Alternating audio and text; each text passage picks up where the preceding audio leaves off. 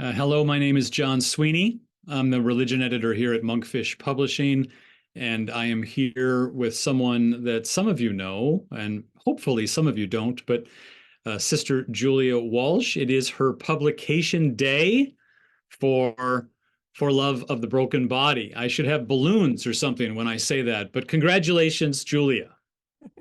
Thank you so much, John. Julia is going to talk with us about her book, where it came from, where she hopes that it is going, what she wants you to discover if you choose to pick it up and read it. And we're going to spend some time talking. I have questions to ask her, and I'll do that for the first half hour or so, I think.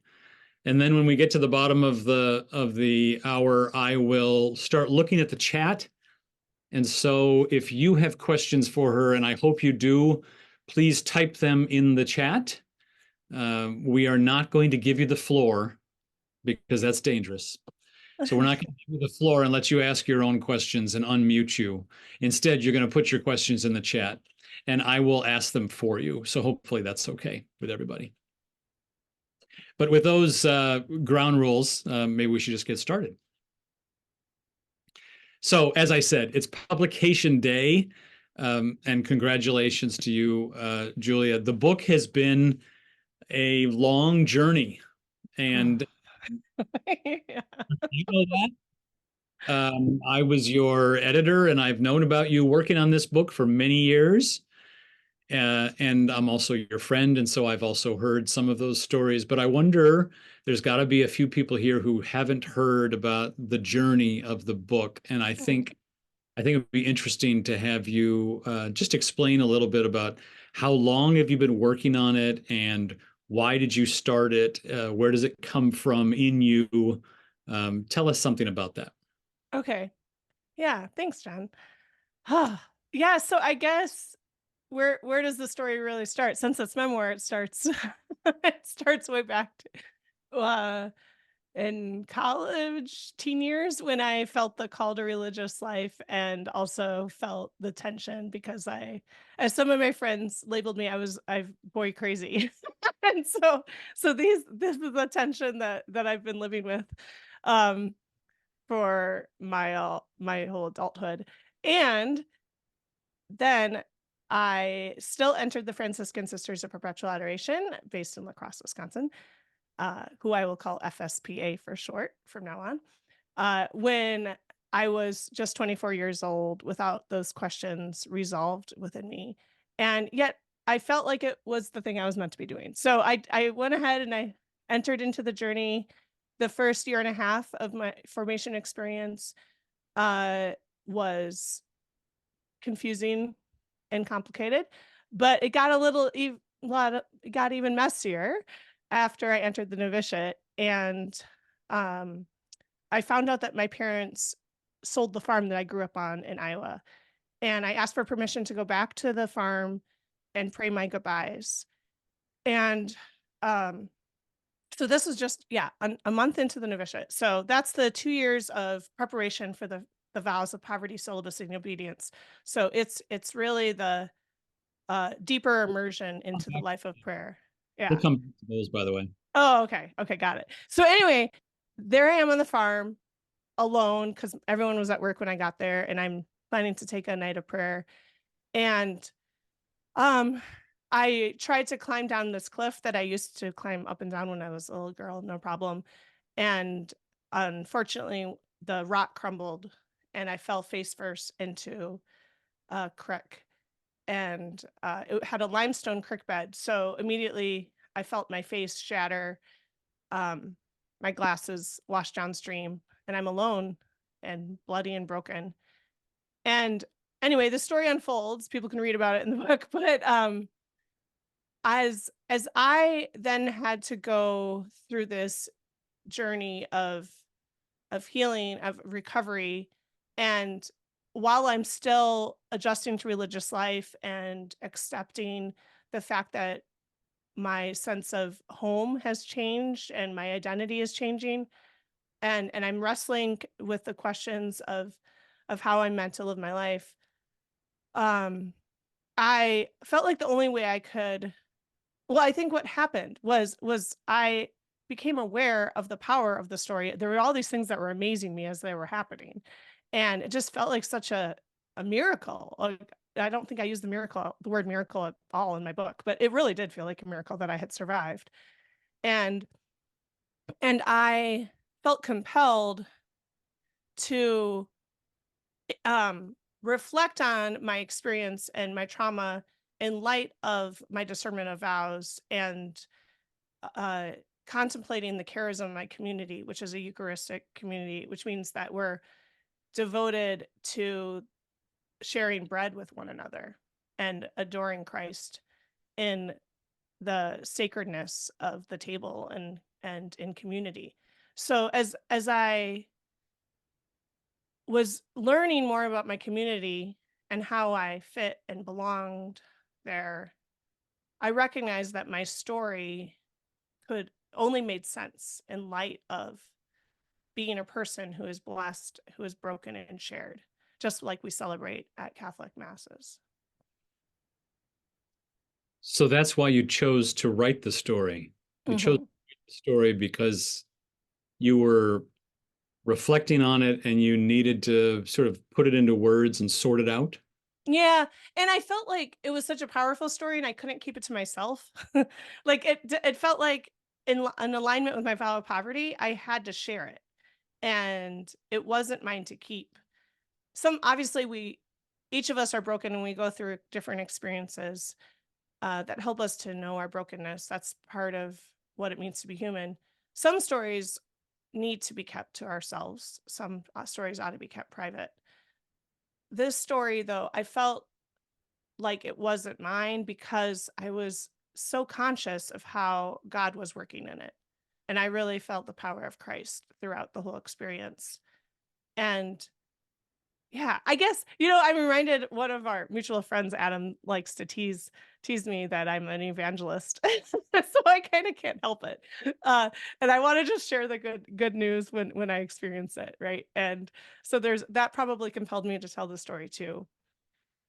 Yeah. So that's how the book was born, is I was conscious of the power of the story. But I really I mean, I was interested in writing. I don't really I was writing, but I wasn't like skilled. I don't know. Maybe I was fine, but I knew I had a lot to learn.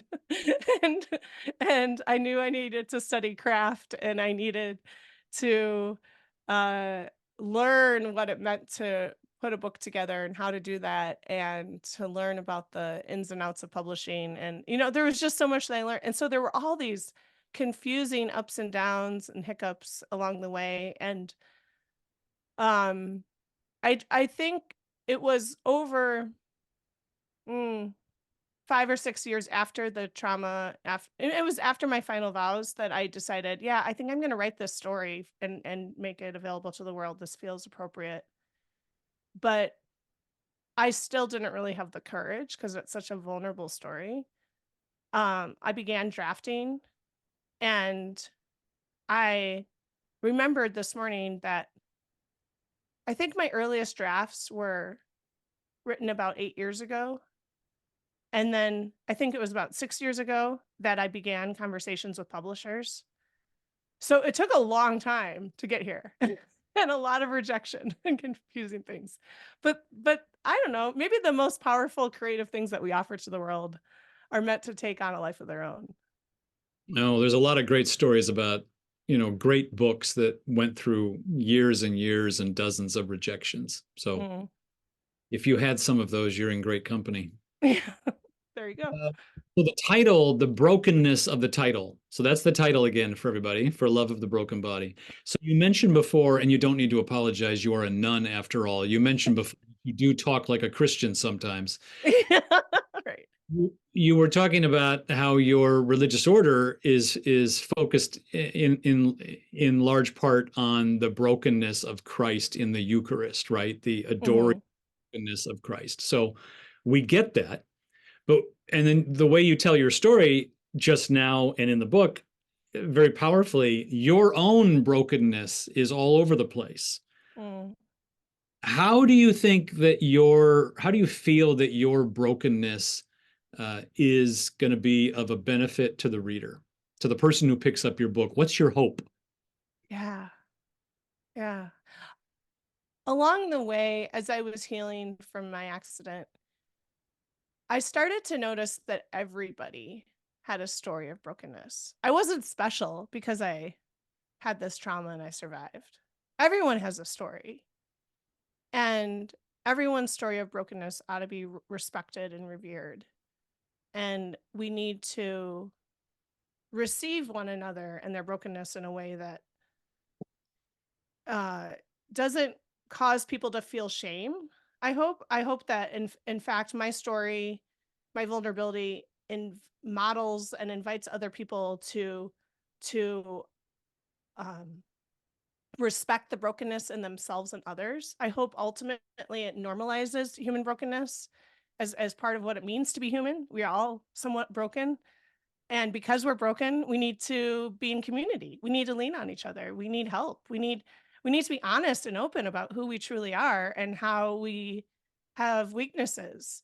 And to try to be something other than what's real is I believe is one of the ways that we could be breaking the commandment of thou shalt not bear false witnesses. We are called to be true witnesses of our love, and by doing that, we show up in ways that are real and authentic. Now, that I think is important to make the distinction about, like, that doesn't mean that we are bleeding our wounds all over other people, right? And we're still doing the work of self-care. We're not inflicting harm upon other people because we're hurting, right? We really have to take care of ourselves and honor that the fact that we're weak and limited. That's what it means to be human.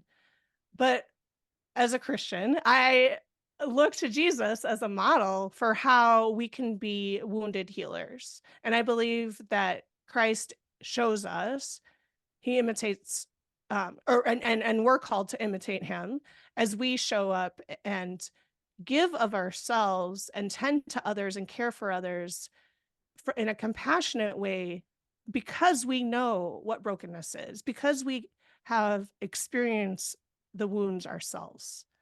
Therefore, if we share out of our woundedness, we can be wounded healers as Christ is. I hope and pray by the grace of God. Did you ever have a time in your life when you pretended like you didn't have brokenness, when you had it all together? I don't know. Some of my friends are here. They might be able to tell you better than me. But um I I suppose I think, yeah, when I was a young adult and I was trying to learn how to be a poised and professional person, I probably believed that I needed to present myself in a way that was orderly and respectable to others. And I think when I began teaching high school, I felt a lot of insecurity about my ability to, well, my sisters taught me to be firm, clear, and exceedingly kind. So I really felt like, oh man, I have to be firm all the time. Now that's not authentic to me. So so I really struggled with this tension of, like, how can I be a strict person and manage this classroom when most of the time I'm actually just laughing at my students for how hilarious they are, right? So so that was, I think, a real struggle. And working with teenagers, it doesn't take long for you to realize that the way they're gonna respect you the most is if you're real with them. And that's what they want most of all. Yeah. And most Your people do. Yeah. your religious order, you as you mentioned, is FSPA, and Mhm. the F, tell us where the F comes from, and what does the F have to do with brokenness? Mm. Yeah. So we are Franciscans, which means we are devoted and living according to the rules established, and the charism, the spirituality established by Saint Francis and Clare of Assisi, who lived 800 years ago in Assisi, Italy. And Saint Francis, and especially, was but St. Clair too, was a man who grappled with his own brokenness and, in fact, went to the margins of society and shared his life with lepers. And as he did, um, became sick and he became blind, and yet he loved Jesus on the cross so much that he prayed that he would come to know the pain that Christ knew on the cross. He wanted to have that level of intimacy and communion with Christ. So he was praying that he would know that suffering that Christ knew, and that led to him having the experience of the stigmata. So he had the wounds that Christ had on the cross on his body.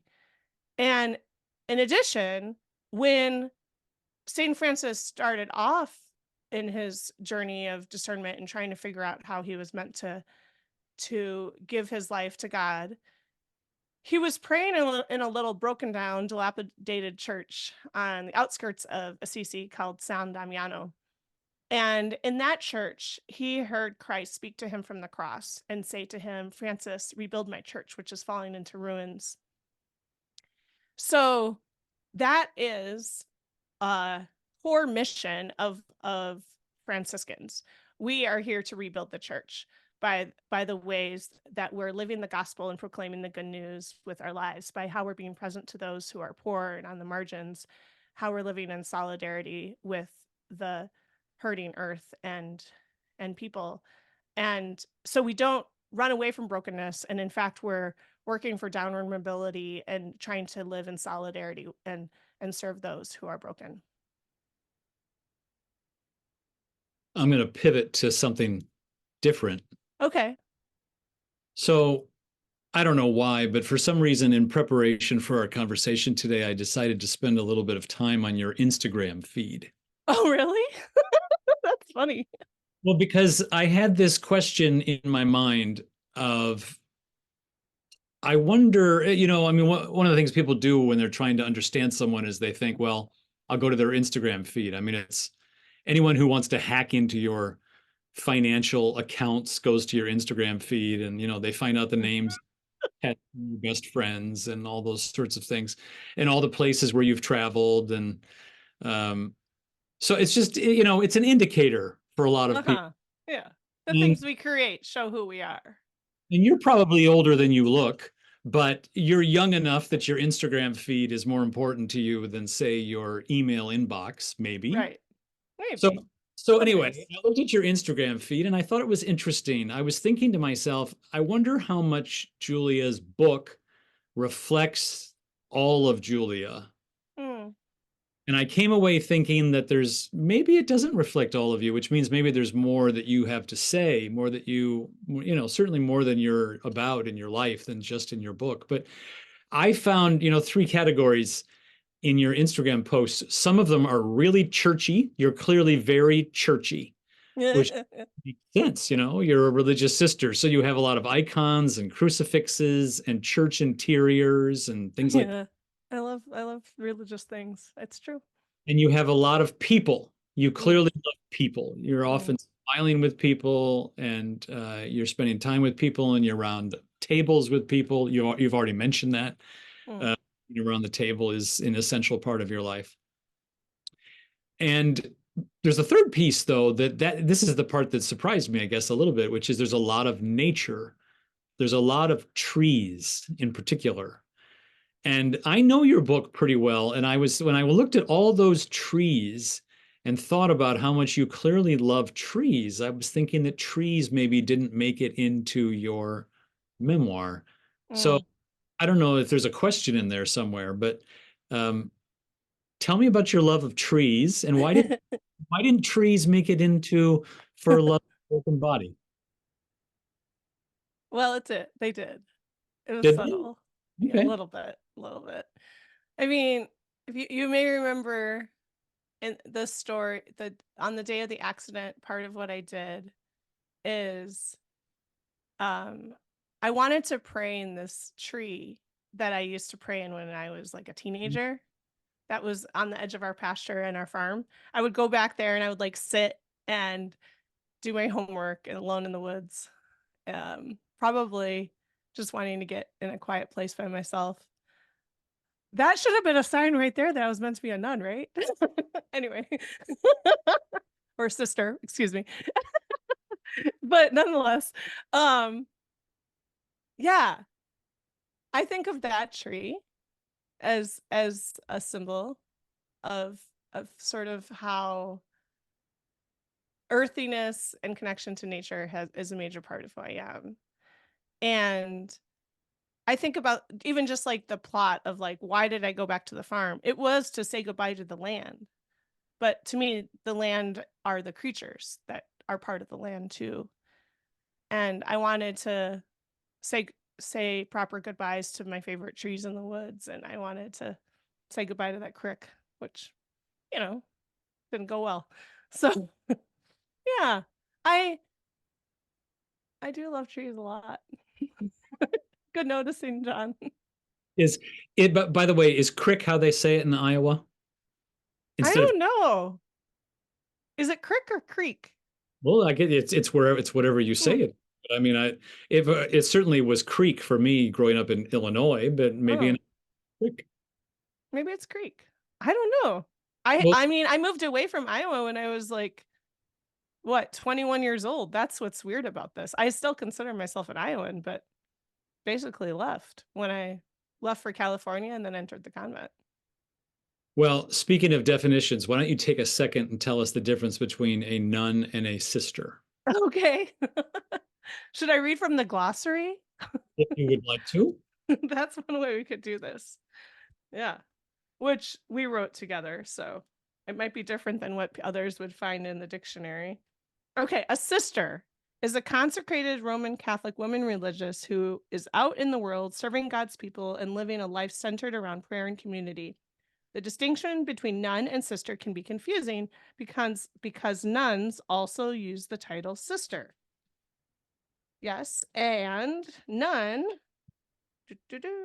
is a cloistered or monastic consecrated religious woman, such as a Poor Clare. So if I would have entered the Trappistines or a more, close Benedictine community and was living in a monastery, then I would be a nun.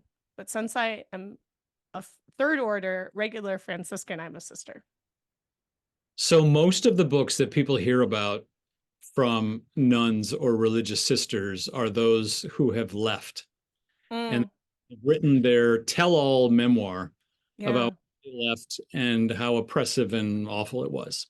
In fact, I have a review copy of one of those sitting on my desk right now that's making a lot of news, making a lot of headlines, and getting a lot of interviews and so on. That's a popular genre, right?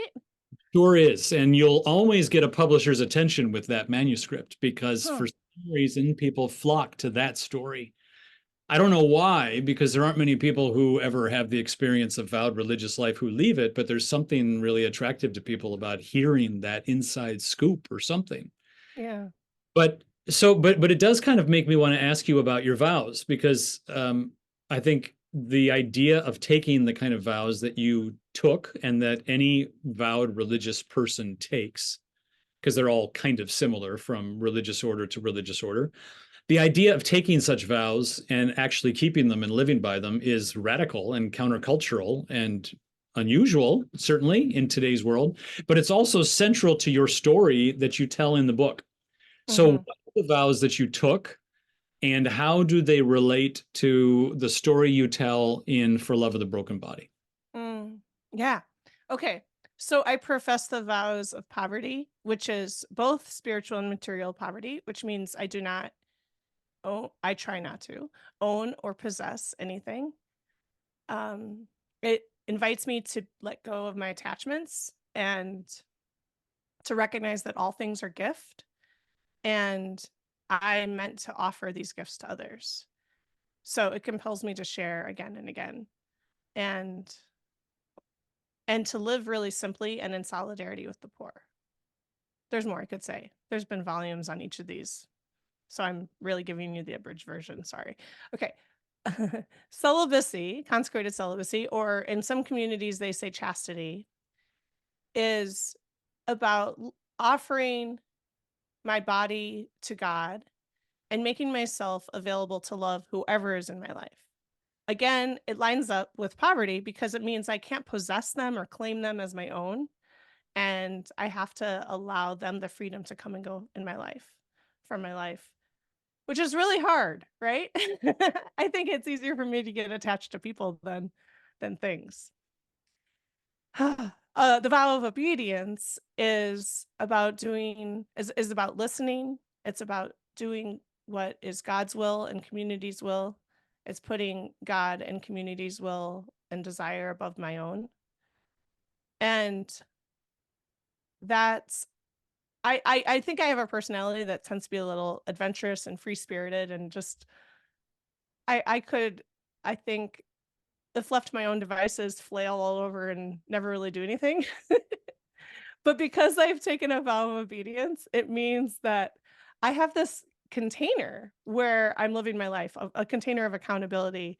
The sisters have expectations, and I respond to those to the best of my ability. God has expectations and asks me to do things, and have to cooperate with that when it becomes clear to me in discernment with my spiritual director and others that it's truly a call and not just my own ego, right? And yeah, so the vow of obedience, just like poverty and celibacy, they all three are about the common good and are about promoting what is good for all of humanity, for church, for society. It's about the offering of oneself, will, body, and stuff for the sake of others. And how do those vows and the finding of those vows in your life relate to what's in your book? Oh, part two of the question, right?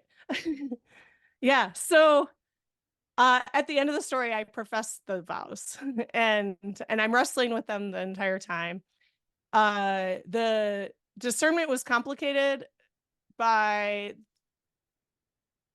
I don't know, things that I was confused about in religious life and community as I was adjusting, and also the fact, as I mentioned earlier, that I would have loved to have gotten married, and as my friends called me when I was a teenager, I'm boy crazy. So these attractions to people that I was meeting and the friendships that I was developing, maybe they were distractions, or maybe they were ways that I was given to work through the questions and the tensions, and come to greater clarity of like, no, this is who I am. This is the best way for me to live a life of holiness, happiness, and health.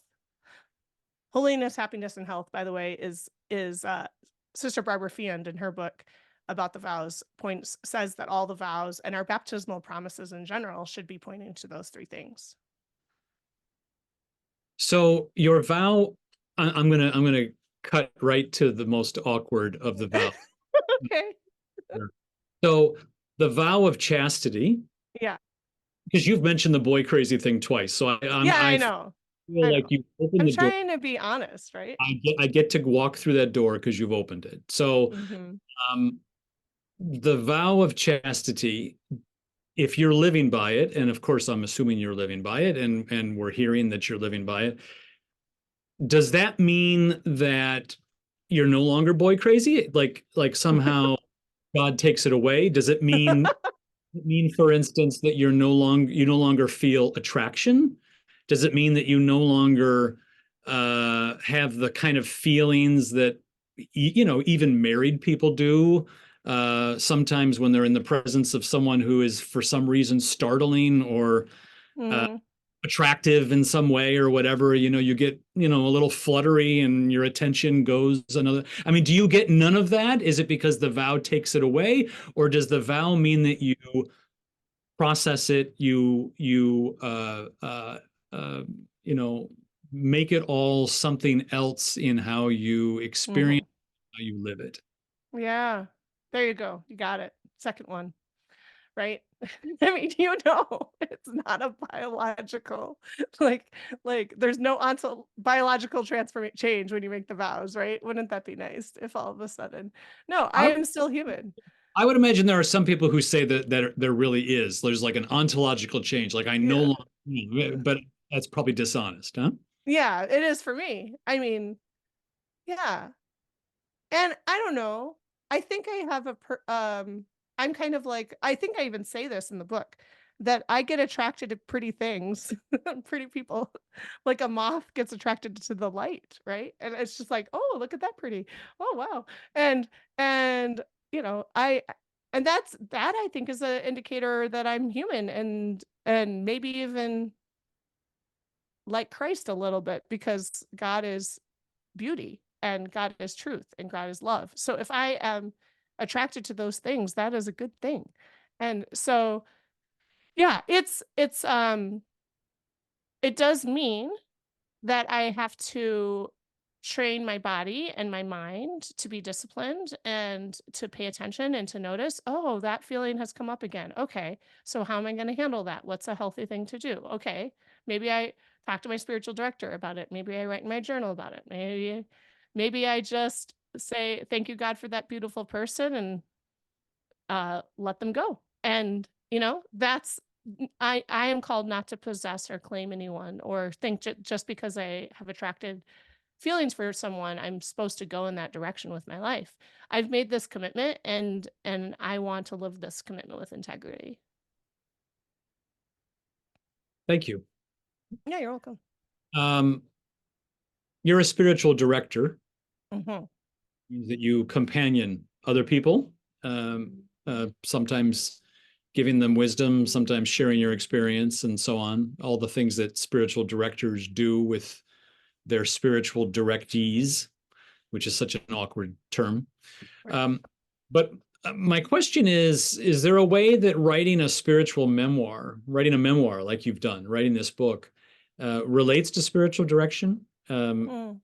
You probably have a spiritual director yourself. I mean, is this was it a process that was related to your own process of spiritual direction? Is it something that you would recommend to people who are interested in spiritual direction?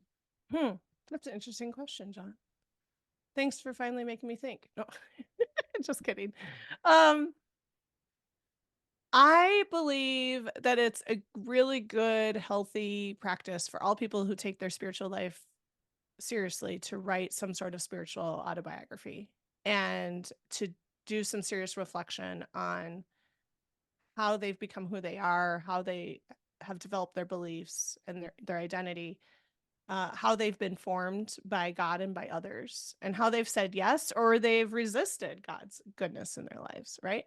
That it's really important to pay attention to that and to develop the practice. Um, yeah. And sure, this book has stuff related to spiritual direction in it. There's some scenes where I'm talking to my spiritual director and so on. That's and yes, my spiritual director has a copy of the book and has read it. And I think the next session I have, we're going to be talking about it. So yes, that's all reality. And I would say that my development as a writer was something that I reflected on in my own reception of spiritual direction, on with my own spiritual director for years and still do. And I'm always trying to pay attention to what my motives are. Am I truly called to do this? Or is this totally of my ego and my pride? Like what is motivating me to share? Why do I feel so compelled to put words on the page and to share them with others? What's that about?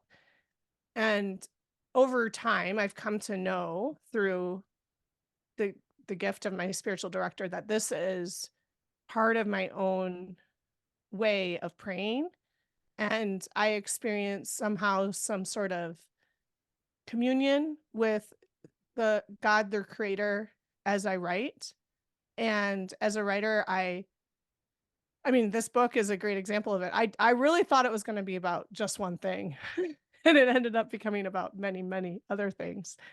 And so um I had to surrender to God's will in the process and allow God and I to co-create something together, which is ultimately what a spiritual director empowers every directee to do, is empowers them to figure out how they're co-creating their lives with God, the story of their lives, each chapter that they're in. So that's a dance. It's a lot of submission and bowing and letting go of things And it's a lot of receiving and saying, oh, I guess this is something I'm capable of. I guess I have something to share here. I have a message. There is a reason for me to show up and to share. Yeah.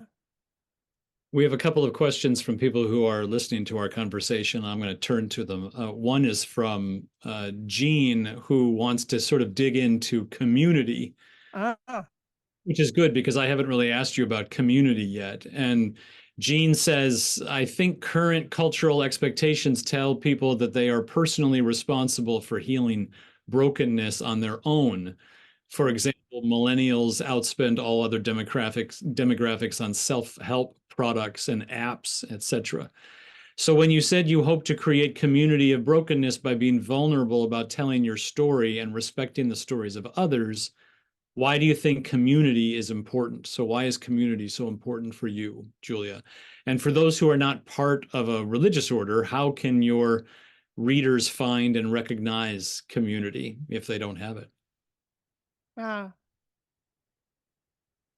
yeah. So I believe in a God who is three persons united into one. And as a person who is committed to the Father, the Son, and the Holy Spirit, I want to imitate and share God's goodness with the world in the way that God shares who God is with me, which is as community, as a collective, as a picture, as of an image of oneness that is where the others are giving of themselves again and again. I believe that's how God designed us and how God made us. We're meant to not be isolated or live our lives alone. We're meant to collaborate and even be co-conspirators with others and help this world to become something that reflects the goodness of the love that is shared in the community of the Trinity. So, yes, community matters a lot to me for that reason. I um also understand that I have made a vow to God, but also to a community. There's one sister in my community who used to joke that we've that we've each married hundreds of women. It's down to like maybe 140 or something now in our congregation, but nonetheless, we are committed to each other through the thick and the thin and the messiness of it all. And so this is how I've given my life, and it's a lifestyle that gives a lot to me. I also believe, and I think the New Testament scriptures really reflect this, especially in Paul's writings, St. Paul's writings, that we each are like called to be building community. That's part of Christian discipleship. That's what it means to follow Jesus. We look at what Jesus does in his own story, in his own life, and we see that he's building community, and that's what the early church was doing as well. So I think that building community can be pretty basic, like just actually being friendly and inviting people over and having a meal with them, and then introducing them to other people, and developing the network, so to speak. But it also can be about, if you want, that doesn't come naturally for one person, then it's about finding places of belonging and meaning and purpose, and places where uh, a person can give of themselves and help support other people and be supported as well. Now, I would say, sort of balancing that question about community is another question that came in from Angela. And Angela, it sounds like Angela has read your book and is reflecting on not so much the community aspect of it, but asking, was it intentional that you kept the focus of the book on your internal process or conversation with God during the time in the novitiate, rather than what was happening in community or in your relationships at that time? Do you think that's true? Do you think that the book focuses most of all on your conversation with God that was happening just between the two of you? No, not completely. But I think the creative process kind of brought me there, and that's the way the story is told for a very practical reason. That's the best source of information I had to put the piece of the story together was my journals, right? Mm. And emails and instant message conversations and things like that, that like when I mean, I was trained as a historian in college. I was a history major, so I studied this period of my life like a historian, and I tried to find the primary documents that would reveal to me what the story truly was, and I used that to piece the story together. And so I suppose I could have just published pages and pages of my journal, but instead I rewrote many of what those instances and experiences as scenes to compel the to bring the narrative along. Yeah, yeah. So I wish I had stronger memories, to tell you the truth, about the things the sisters said and did, and how I came to know their love and their support and their care, and how I fit now came to know that I fit with them. But I think most of what I was processing during the era of the story was related to the vows, my own identity changing, and the accident and the healing process. So that's the juice that we ended up with. There's a great chapter in the book, which I'm not going to ask you to read, but maybe you could talk about what's Mm, in it, which is the chapter where you take two popular Hollywood movies and talk about the images of vowed religious women in those two movies, and then suggest, ways in which looking to those women might steer you away from really who you're supposed to be. I mean, could you talk about that a little bit? mm. Yeah. So growing up in the woods on a farm in Northeast Iowa, I don't remember ever knowing any sisters or nuns for that matter. Uh, and my only exposure to religious life that I recall in childhood and my teen years was through the films Sister Act and Sound of Music, which are really interesting depictions of religious life. And So uh Berg and Julie Andrews. right. Yeah, and both stories, there's themes of hiding away. There's themes of like running from something and escaping. And in the story of The Sound of Music, she ends up leaving the convent and getting married and becoming a mother. And um I think it dawned on me when I pretty early on when I was in the convent that these images and learning about religious life through these movies really complicated my discernment.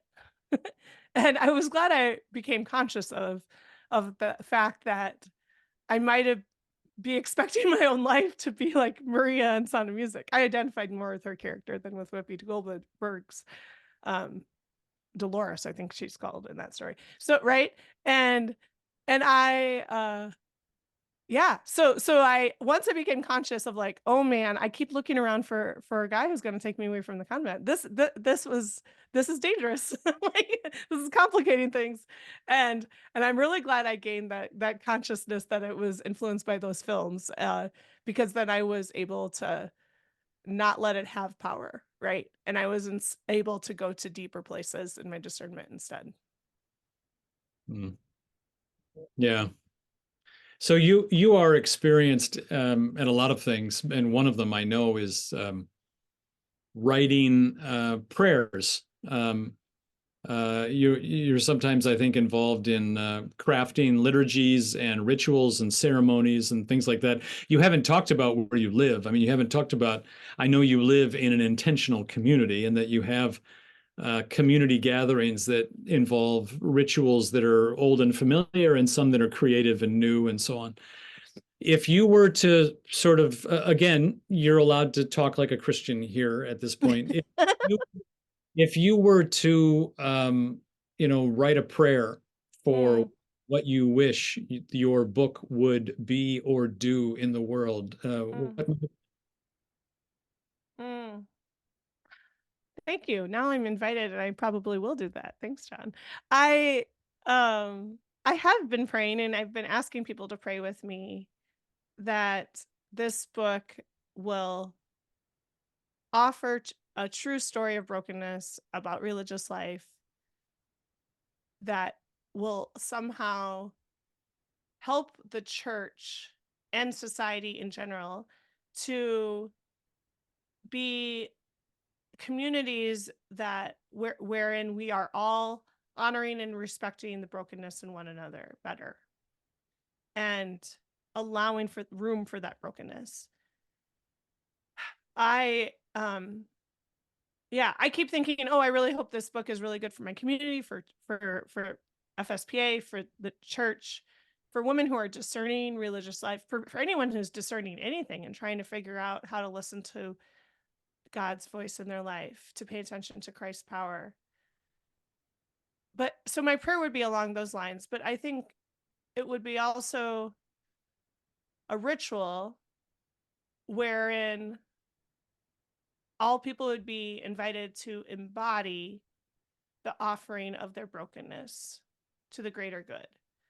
So perhaps it's done through the breaking of and sharing of bread, or perhaps it's done through art, such as the craft of kintsugi in the Japanese culture, in which broken porcelain is repaired in a way that highlights the cracks with gold, and the brokenness is preserved in a way so that the brokenness is honored and respected. I would love to be part of a church wherein after people receive anointing of the sick or experience healing in any way in their life, there was another ritual wherein they come and they share how the love that others have offered to them has helped them to live in a way that their wounds are healing others. I don't know how that ritual would work. I'm not a liturgist. I just work with words. Maybe as a final question, I would love to hear what you feel your message and your story can say to those who are unlike you, Mm, and they're not discerning religious life at all. In fact, maybe they are in the category of, what we nowadays call duns. mhm. You know, they're done with the church. The church is in the rearview mirror, and they have no intention of walking in ever again because they've been hurt. Yeah. I'm asking you this question, and it might be an interesting place for us to conclude, because I suspect that you would have a lot to say, and I suspect you feel like the story that you tell in For Love of the Broken Body is a story that is hopefully going to move far beyond people who live in a religious situation, or who live a religious life, or who are seeking, Yeah. specific religious answers. Right. Absolutely. This story is not just for joyful religious nerds like me at all. Right. You are a joyful religious nerd. I can attest. Right. It's not, you know, this story is for everyone. And I hope that any reader, no matter what they believe or don't believe or what they're rejecting, can come to some sort of reflection on their own story and see how love has had a power in their life, and see how they are called or meant. I don't know what the non-religious word is, but called feels like a religious word, right? It's going to be better for them if they share vulnerably who they are with other people.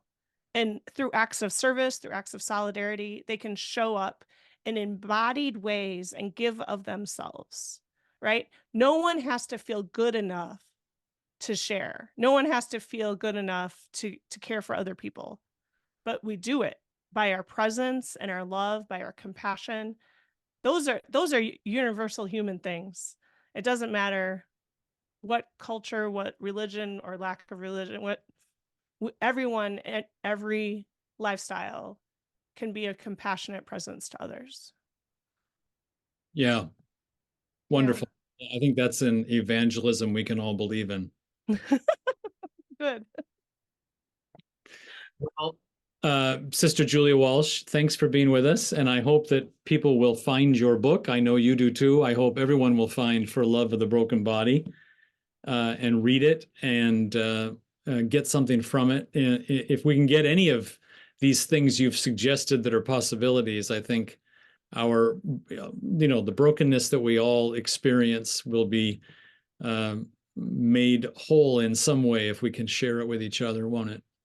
Amen. Yeah, absolutely. All right. Thank you Well, so much, John. everyone for being with us. And thank you, Julia Walsh. And we will see you again soon. Thanks, everyone. Peace and all good.